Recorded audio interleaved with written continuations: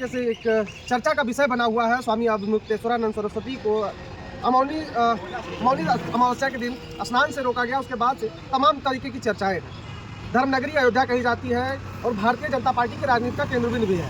हम बातचीत करेंगे, हमारे साथ अयोध्या के लोग हैं, इनसे बातचीत करेंगे कि इसको लेकर ये क्या सोचते हैं। सर बहुत बहुत स्वागत है। क्या नाम होता है? गुलशन तिवारी नाम हमारा जी। और जिस प्रकरण की आप चर्चा कर रहे हैं 18 तारीख की बात कर रहे हैं, शंकराचार्य जी अपने शिष्यों के साथ पालकी में बैठ करके स्नान के लिए जा रहे थे जी। प्रशासन ने उनको रोका और रोकने का कारण ये बताया कि आप इस तरह से जाएंगे तो भगदड़ हो सकती है। जिस पर शंकराचार्य जी ने ये बताया कि हम जहाँ जाते हैं वहाँ भीड़ होती ही है और हम संत महात्मा हैं, माघ मेले का स्नान हो रहा है, जहाँ तक गाड़ियाँ गई, गाड़ियाँ मतलब नेताओं और अधिकारियों की गाड़ियाँ वहाँ तक गई थी, हम पालकी से वहाँ तक जाएंगे, उसके बाद पैदल चले जाएंगे। अरे पालकी से बैठ के तो नदी में तो कूद न जाते हो। तो यही उन्होंने अपनी बात कही। इस दौरान उनके शिष्यों आपके यहाँ छोटे भैया, नेता, विधायक, मंत्री सबकी गाड़ियां जाएंगी, उनको वीआईपी ट्रीटमेंट मिलेगा। और सनातन धर्म के 4 शंकराचार्य पीठों में से एक शंकराचार्य पीठ के वो शंकराचार्य, उनका क्या स्तर है?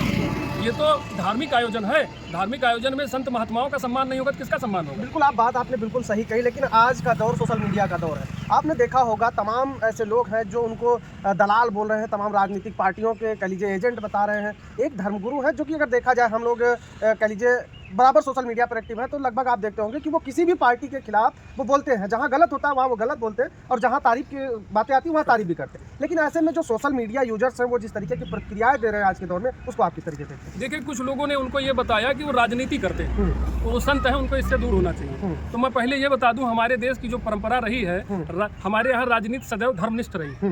धर्म की गाइडेंस पर ही राजनीति चली। अगर कोई धर्माचार्य, हमारे शंकराचार्य राजनीति की दिशा तय करते हैं, उसको बताते हैं कि तुम ये गलत कर रहे हो, और वो नहीं बताएंगे तो कौन बताएगा? कोई मौलाना जी आएंगे हमारे यहाँ बताने, कोई पादरी आएगा चर्च से बताने। हमारे गुरु तो वही हैं। हम जहाँ गलती करेंगे वहाँ हमारा वो मार्गदर्शन करेंगे। फिर उनके शंकराचार्य होने ना होने का आरोप प्रत्यारोप लग रहा है। अभी तो प्रमाण मांगा जा रहा है कि पहले वो अपने आप को प्रमाणित करें। मैं इतना कहना चाहता हूँ, आप उनको शंकराचार्य न मानिए, ये आपकी मंशा है। संत है कि नहीं हो? और एक संत स्नान से वंचित होगा? उन्होंने कहा जब हम हिंदू परंपरा में जन्म लेते हैं, भारतीय संस्कृति में जन्म लेते हैं, तो हमारा अधिकार हो जाता है गंगा यमुना में स्नान करने का, और उस अधिकार से आप हमको वंचित कर देंगे। आर्टिकल 25 क्या कहता है? धार्मिक स्वतंत्रता का अधिकार। क्या उससे भी आप वंचित कर देंगे? वीआईपी प्रोटोकॉल नेताओं विधायकों का बनाएंगे और एक संत को उसके कर्मकांड से वंचित करेंगे, धार्मिक आयोजन में उसको भाग नहीं लेने देंगे। ये मूर्खता है कि नहीं है? इसका हम लोग पूरी तरीके से विरोध करते हैं। पूरी घटना निंदनीय है। और इससे जो मिसाल बनी, एक मिसाल बनी कि एक शंकराचार्य के स्तर का व्यक्ति, प्रशासन ने ऐसा उसके साथ दुर्व्यवहार किया। कोई हैसियत है प्रशासन की? वो हमारे सनातन धर्म के प्रधानमंत्री हैं, उनसे बड़ा कोई नहीं है और उनका कोई प्रोटोकॉल नहीं होना चाहिए। सामान्य व्यक्ति हैं वो। मैं बस यही पूछना चाहता हूँ। एक सवाल ये भी उठ रहा है कि जिस तरीके से प्रशासन पर आरोप लग रहा है और कहा जाता है कि सूबे के मुखिया योगी आदित्यनाथ खुद एक संत महंत है, और तमाम बातें ये निकल के आती है कि आज का एक दौर है जब संतों को प्राथमिकता दी जा रही है। ऐसे में उनके साथ इस तरीके के भेदभाव और अपमानित किए जाने की घटना को आप क्या कहेंगे? देखिए, कार्रवाई तो होनी चाहिए। देखा जाना चाहिए कि भीड़ प्रबंधन में उस धार्मिक जो आयोजन था उसके मैनेजमेंट का जिम्मा प्रशासन पर ही है। प्रशासन ही देखेगा भीड़ प्रबंधन हुआ या लोगों का मूवमेंट फैसिलिटेट करना, साफ सुथरा हो, उसमें कोई समस्या ना आए, लॉ एंड ऑर्डर न बिगड़ने पाए, ये प्रशासन की जिम्मेदारी थी।